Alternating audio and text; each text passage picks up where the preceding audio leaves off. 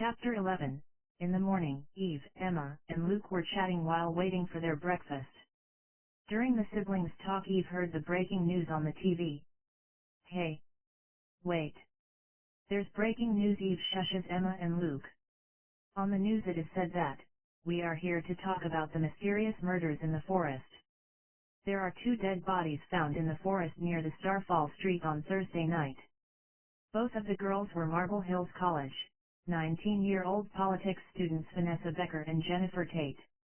The weird thing about these murders are that there were vampire-looking teeth bites on the neck of both of the bodies. What they? Eve ran towards her room to call Georgia. Hey! Tell me you did not do that, she said to Georgia on the phone. What are you talking about? Georgia asked in confusion. Open the news. Someone murdered 2 teenage girls and they had vampire bites on their neck. Why would I do that? I bought blood from the blood bank tomorrow. I did not kill anyone, yet. Okay, bye. Georgia cancelled the call. Eve started talking to herself. If it is not Georgia, then it must be them. She started walking back and forth in the room. I am not gonna let them do this. What are you talking about? Emma listened to what Eve said. Stop your weird thoughts and come down for breakfast. Mom is calling you for so long. Eve walked behind her without saying a word. Eve went to the lab today half an hour earlier than normal, waiting for all of them. At sharp 9 p.m., Georgia walked in the lab, and behind her all 3 of them walked inside too, with a guilty face. I know what you guys did in the forest. Eve walked towards them with flaring nostrils.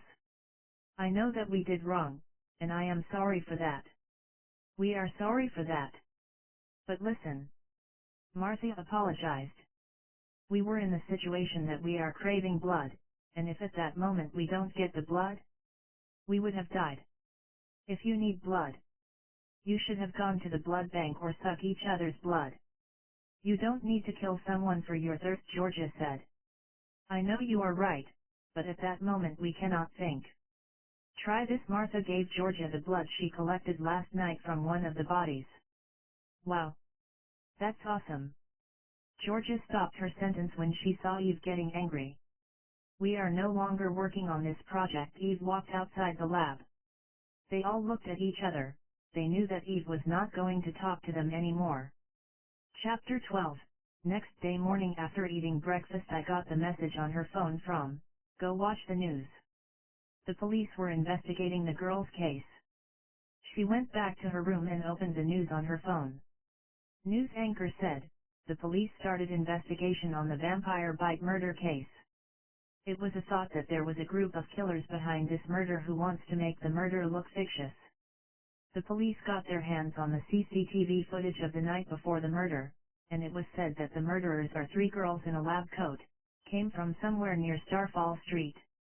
The CCTV footage cannot be able to capture their faces, but from the footage it was clear that these girls are acting crazy to mislead us all. These girls are crazy. Eve started talking to herself again. Are you crazy? Why do you talk to yourself too much? Emma asked Eve, giving her a weird look. Sorry. I am just out of my senses. Eve walked outside the house. She needed to cool down her mind, so she walked towards the park. The weather is getting darker and darker. Everything looks sad, like the thoughts in her mind. Can we meet? She messaged Georgia. Yup, sure. Where? Reply came instantly. Come to Tufflex Cafe, fast, she replied back. They both met at the cafe after 15 minutes. They knew that it was 3 girls, and they were wearing lab coats. Eve said, sipping coffee. I know. But don't worry, they didn't see the faces, Georgia whispered, leaning towards Eve. The bad stuff is waiting for them. Today Eve and Georgia decided to go to the lab, not for work. They both wanted to talk to the professor about the mess they had created. Eve wants to close this project and ask the professor for help.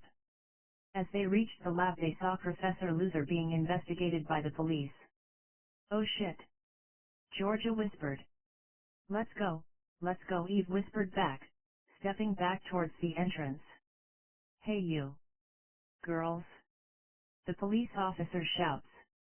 Professor Loser had told them about the 5 girls working at the night lab. Come on girls. Officer wants to ask you something, Professor Loser called them. Both the girls walked towards the officer with the fear of being caught. They had no other choice. I am gonna ask you some routine questions. Be relaxed and tell me what you guys know, the officer said with a smile on his face. Where are the other 3 girls? He asked. Eve was about to say but, they are somewhere, collecting the stuff for our project, Georgia said, interrupting Eve. Okay. So where were you guys last night? He asked, this time with a serious look on his face. Obviously all of us were working on the project last night, Eve said this time. Yes, Georgia agreed with her. I went back home, my mom called. It was urgent. I came back after 30 minutes, Eve said. We will come back if we have to ask more questions, the officer said. He and his team walked outside the building. Anytime, sir, Professor Loser replied. Chapter 13, It's evening. After the police investigation incident, Georgian and Eve walked towards the park, which was 2 blocks away from the lab. This 2-block walk had become the hardest walk for them. We have to do something about these stupid girls, Eve whispered.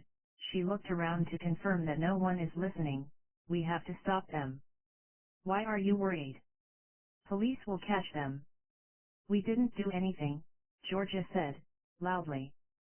Slow down, don't say anything loud, Eve whispered, and listen. They are doing all this stuff because of our. Eve repeats the sentence, our DNA. And that means, we are all gonna go to jail. Understand? Yeah. Now what's the plan? How are we going to stop them? Georgia asked. There are 2 ways. Either we get involved with them, let them do what they want, and cover up the mess ourselves. We are not going to do that. Or we will go and tell the professor about this whole mess. I don't want to do this either, Eve said, this time not whispering. Or we should tie them somewhere, and we both work on the antidote for this. We are not involving anyone else, Georgia suggested. This idea seems okay. Let's work on that, Eve agreed. It won't be an easy job to capture them. They are vampires now, more powerful than normal.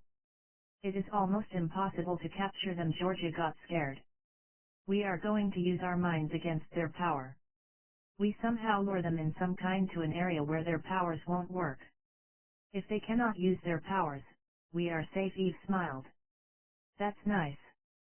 We gonna catch those by, Georgia agreed. Chapter 14, Mike walked upstairs to Georgia's room. He was searching for his laptop all around the house, and didn't find it anywhere.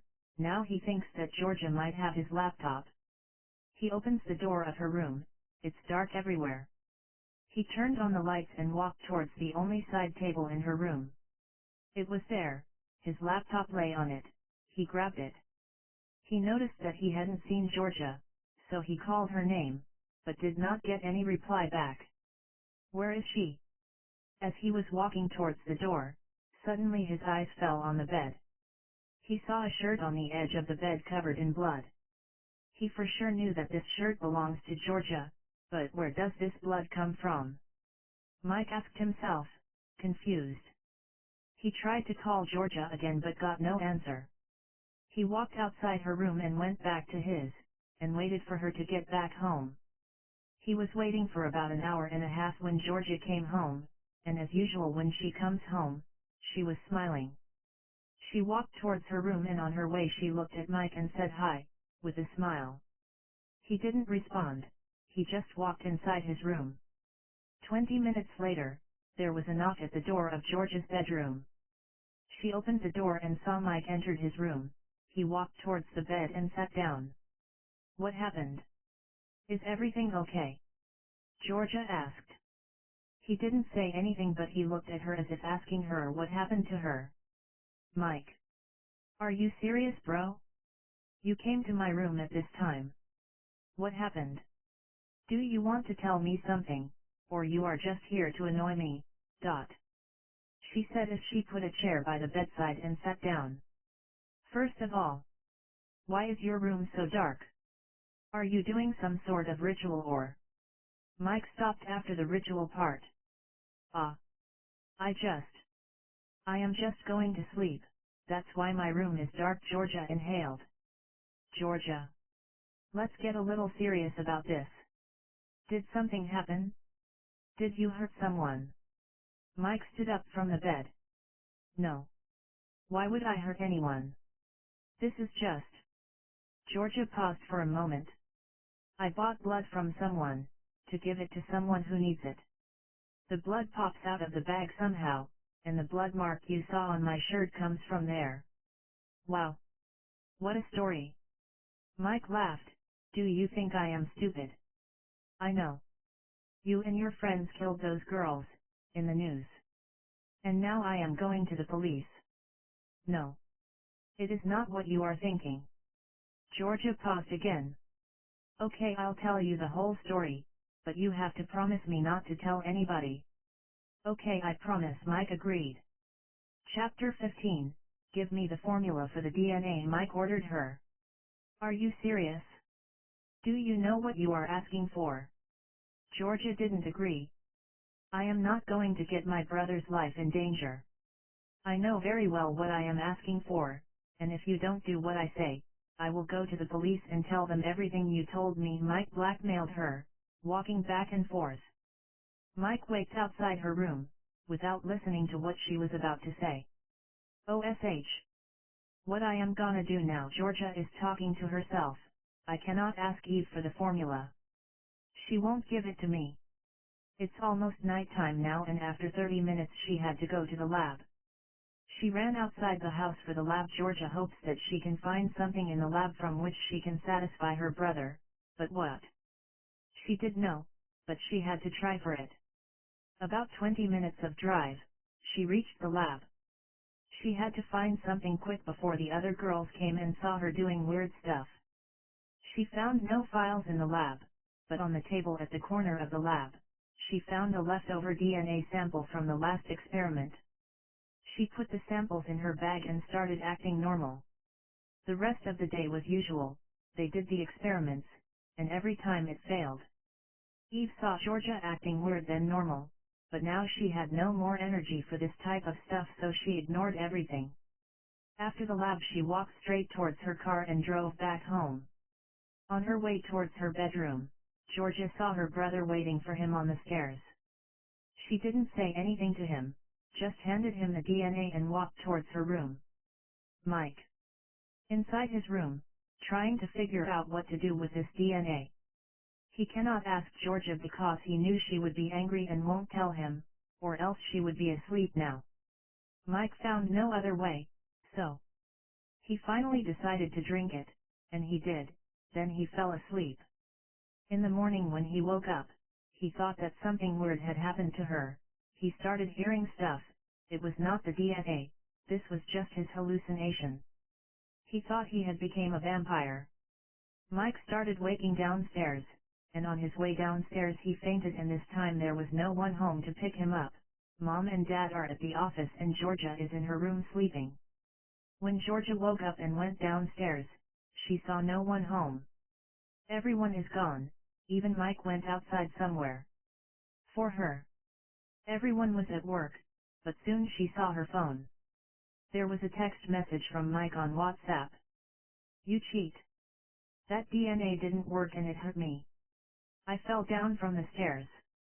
Now you will have to pay for this. I am going to the police and I am gonna tell them the whole story. Mike was angry. Stop. Stop. Please, Georgia messaged him continuously, but he was offline. Chapter 16. Georgia is worried about what Mike had done. I am so stupid. Why did I tell him everything? I destroyed my own life with my own hands. She is talking to herself. She hopes that it should be just a threat. Mike actually didn't do anything. She can't bet her life on guesses. He immediately took out the phone and called Eve. Eve picked the call after the second ring. Georgia disconnected the call after Eve's hello. She is ashamed of telling her that she did a blunder again. Georgia typed the whole thing in words. She cannot speak those words, so she typed them, in the weirdest way possible. She tapped on send, and waited for her reply. Georgia copies the same message and sends it to Emily, Martha, and Lucy. "What the hell have you done?" Martha gave a reply. Everyone else didn't type anything, just a serious emoji with a red angry face emoji. The same time Martha made a group on WhatsApp and messaged, "Guys, we are fucked up. Georgia destroyed our lives. Now we have to run." About 30 minutes later, when Georgia sent the message to the girls, Eve gave her a call. "What have you done? Are you serious? Why you do such stupid things?" Eve got angry for what Georgia had done. She was taunting her. "Sorry. I didn't know he would do such a thing. He cheated," Georgia said, sobbing. "He cheated you, and you cheated us, and for now, stop crying," Eve consoled her. After a pause, when Georgia didn't say a word, "I am going somewhere. Do you want to come with me or not?" Eve said. "Where do we go?" Georgia asked. "I don't know. We will decide on the way," Eve said. She hung up the phone right away. On the other side, Martha, Emily, and Lucy teamed up and ran away to a remote location. They didn't even leave a trace of their existence. The matter of running away from the house would be difficult for Georgia and Eve. They are shy and nerdy girls. They don't have experience for this kind of stuff. Chapter 17. Martha, Emily, and Lucy team up and go to a remote place, somewhere unknown. This is what everyone thought. Soon after all three of them ran away, some of the fresher students also went missing for no reason. When their bodies were found and checked, they have the same vampire bites like the girls murdered in the forest. This wasn't the OSH situation. The OSH situation was that these girls' faces were recognized by one of the random CCTV cameras on a street lamp. Now the whole city knows who they are. They knew that they got caught, but they decided not to stop. Around the town, in forest, and public alleys, people are getting killed every day by these female vampires. All the victims that were found bitten by them were ladies or female college students, like them. There are no official record for how many they had killed, but the founded bodies were Caitlin, Rachel, Amaya, Patience, Ellen, Sasha, Destiny, Jayla, and many more. These girls made themselves the most wanted criminals of the city of Cruxfield. The police have now assigned this case to the detectives and random public, and they have set reward money for whoever finds these girls. Everyone is now hunting for the murderers. They want to find the girls alive. Martha, Emily, and Lucy were hiding in the morning at different places. They do get out at night for their prey hunting. Moving continuously from one place to another made it super difficult for the police to find them, and normal people are scared of them. No female students are now allowed to go anywhere without a male security because it was believed that they only attack females. The police don't know how, but they are pretty sure that they can capture the girls somehow. They spend a whole day planning some sort of trap for them. The trap which they decided to lure the girls were fake dead bodies. They put false names of the girls in the ads and placed it in the media.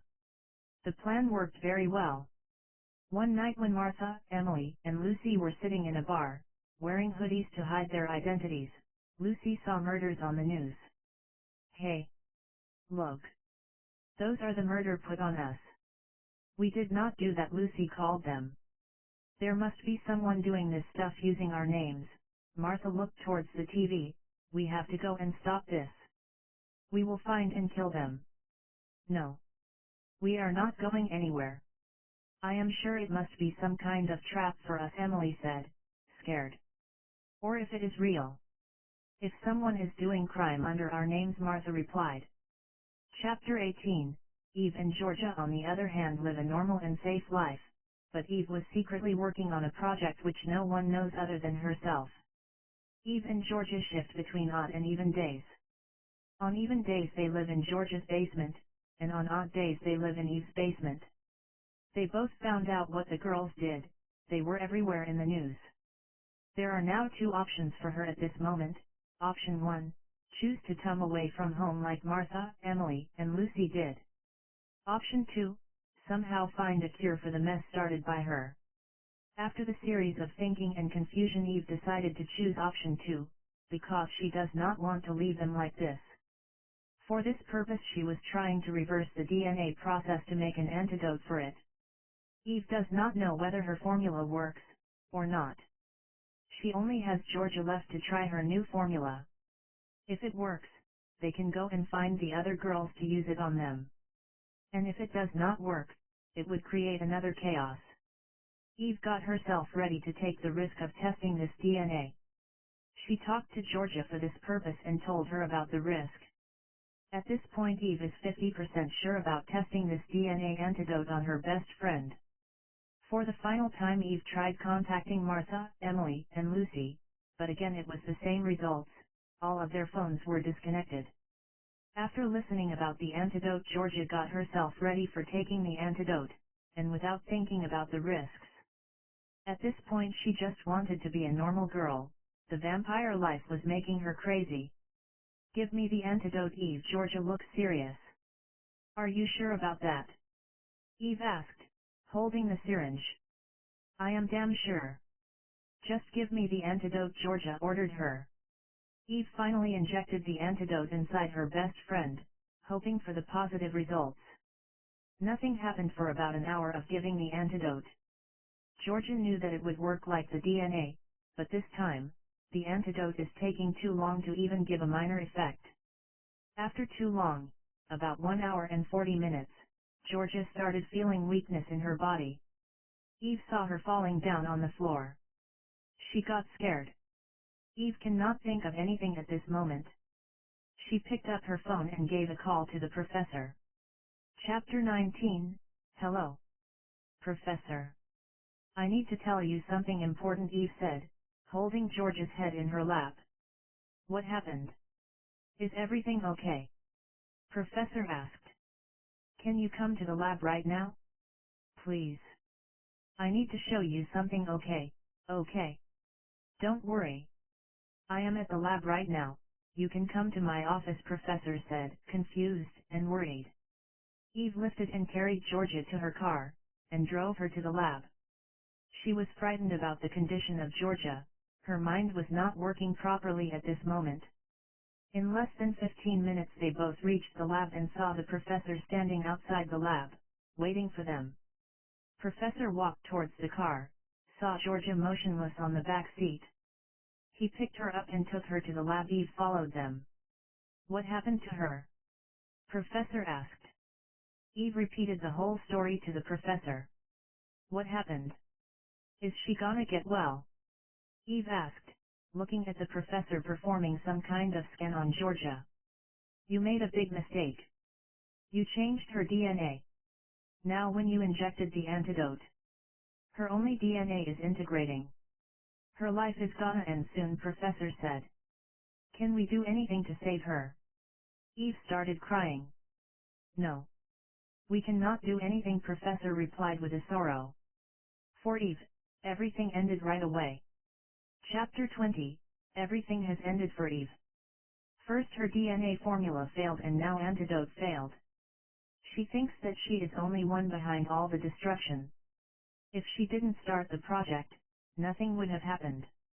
On the other side in the city of Cruxfield, the police department caught Martha, Emily, and Lucy, from the same forest where they got the wolf DNA. All three of them didn't say the name of DNA experiment because they knew that no one will believe them. They were proved to be murders. Everything they say would be considered as a lie. All of them sent to jail for life, right away, without giving them chance to speak to the lawyer. No one had thought that their life would be ended like this. Eve destroyed everything, Martha said, as they were taken to the prison.